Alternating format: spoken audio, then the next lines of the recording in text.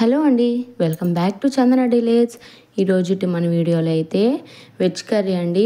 ఒంటికి ఎంతో చలువ చేసే సొరకాయతో సొరకాయ పప్పు ఎలా చేసుకోవాలో చూసేద్దాం.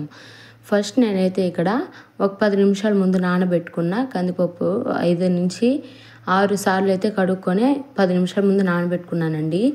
హాఫ్ కప్పు వరకు అంటే సగం కప్పు వరకు నీరైతే వేసుకున్నాను. మీరు చూసినట్టయితే వాటర్ ఉన్నాయి చూడండి. ఇక్కడ నేను చూపిస్తున్న విధంగా ఈ మాత్రం లావు తొక్కు తీసి సొరకాయని కట్ చేసి వేసుకోండి.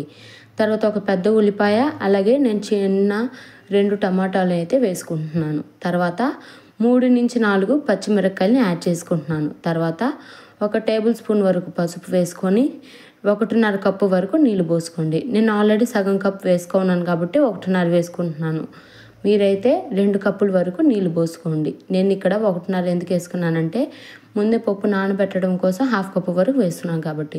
తర్వాత 4-5 చుక్కల వరకు నూనె వేసుకున్నారంటే పప్పు అనేది త్వరగా ఉడుకుతుంది అండ్ అలాగే సాఫ్ట్గా ఉడుకుతుంది. తర్వాత హై ఫ్లేమ్లో పెట్టి 3 నుంచి 4 విజిల్లు ఉండిచ్చామంటే మెత్తగా ఉడికిపోతుందండి. ఈలోపు మనం కొంచెం చింతపండు తీసుకొని ఒక బౌల్లో తీసుకోండి. 3 నుంచి 4 సార్లు వరకు కడుక్కొని కొన్ని వాటర్ వేసుకొని నానబెట్టుకోండి. ఈలోపు పప్పు ఉడికిపోతుంది కదండి. ప్రెషర్ అంతా పోయిన తర్వాత ఈ విధంగా తీసి చూసారంటే ఇది చూడండి ఎంత మంచిగా ఉడికిపోయిందో పప్పు సొరకాయ అనేది. ఇప్పుడు మెత్తగా ఉడికిపోయింది కదండి. మనం ఇప్పుడు ఉప్పు అనేది వేసుకోవాలి. చాలామంది ఉడికిచ్చేటప్పుడే ఉప్పు చింతపండు వేస్తారండి. అలా వేసినట్టయితే పప్పు అనేది త్వరగా ఉడకదు. ఇప్పుడు ఇలా అయితే త్వరగా ఉడికిపోతుంది. ఒకసారి ఈ టిప్ని పాటించండి. తర్వాత 3 టేబుల్ స్పూన్ల వరకు కల్లుప్పు వేసుకోండి. చిన్న స్పూన్తో వేసుకున్నా కాబట్టి 3 టేబుల్ స్పూన్లు వేసుకున్నానండి.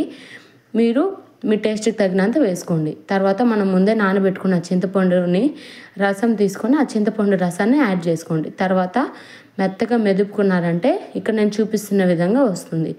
తర్వాత ఆయిల్ వేసుకొని ఆవాలు, జీలకర్ర, అలాగే మినపప్పు 1/2 టేబుల్ స్పూన్స్ వరకు వేసుకోండి. ఇక్కడ నేను చూపిస్తున్న క్వాంటిటీ ప్రకారం చేసుకున్నారైతే పర్ఫెక్ట్గా వస్తుందండి. చాలా చలువ చేస్తుంది సొరకాయ అనేది, మీకు తెలిసిందే కదా. తర్వాత 3 వెల్లుల్లిపాయలని దంచి వేసుకోండి. తర్వాత ఒక ఎండుమిరపకాయని చీల్చి వేసుకోండి. తర్వాత ఇంగువ ఉంటుంది కదండి. ఇక్కడ నేను చూపిస్తున్న విధంగా ఇంగువ పొడి ఉంటుంది కదా, అది వేసుకోండి. ఇక్కడ తిరగమాత అనేది మాడకుండా ఈ విధంగా ఫ్రై చేసుకున్నారంటే ఫ్రై చేసుకున్న తర్వాత ఫ్రెష్ కరివేపాకు అనేది వేసుకోండి. ఏదైనా గుర్తుపెట్టుకోండి, కర్రీస్లోకి కొత్తిమీర కరివేపాకు అనేది ఫ్రెష్గా ఉంటేనే కర్రీ టేస్ట్ అనేది 2 అవుతుంది, చాలా బాగుంటుంది. అండ్ మనం ఇక్కడ ముందే మెదిపి పెట్టుకున్నాం కదండి, పక్కన ఉప్పు అవి వేసుకొని ఆ పప్పు అనేది యాడ్ చేసుకోండి. కొంచెం దూరంగా ఉండి వేసుకోండి, చిటికలు పడతాయి. తర్వాత వేసుకున్న తర్వాత మంచిగా మిక్స్ చేయండి. మొత్తం మిక్స్ చేసిన తర్వాత ఇక్కడ నేను చూపిస్తున్న కన్సిస్టెన్సీలో అయినా ఉండించుకోవచ్చు. 2 నిమిషాలు ఉడికించుకొని ఆపేసుకోవచ్చు. లేదు చిక్కగా కావాలంటే 5 నుంచి 6 నిమిషాల వరకు హై ఫ్లేమ్లో పెట్టి ఉండిచ్చారంటే చిక్కబడిపోతుందండి. కానీ సొరకాయ పప్పు అనేది మరీ చిక్కగా ఉంటే బాగుండదు. ఇక్కడ నేను చూపిస్తున్నాను చూడండి, ఈ మాత్రం కన్సిస్టెన్సీలో అయితే ఉండాలి. అప్పుడు రైస్లోకి చాలా బాగుంటుంది. ఒకసారి ఈ విధంగా ట్రై చేయండి. అంతేనండి. లాస్ట్లో కొత్తిమీరతో గార్లిష్ చేసుకున్నామంటే మన సొరకాయ పప్పు అయితే రెడీ అయిపోతుంది. మన ఛానల్ని ఎవరైనా ఫస్ట్ టైం చూస్తున్నైతే సబ్స్క్రైబ్ చేసుకోండి. మన వీడియో కానీ నచ్చినట్టయితే లైక్ చేయండి. అండ్ ఇంకేమైనా రెసిపీస్ కావాల్సి ఉంటే కమెంట్ సెక్షన్లో అడగండి. స్నాక్స్ కానీ ఇంకేమైనా కర్రీస్ కానీ ఇంకేమైనా రెసిపీస్ కావాల్సి ఉంటే కమెంట్ చేయండి. అలాగే మన ఛానల్ని సబ్స్క్రైబ్ చేసుకోవడం మాత్రం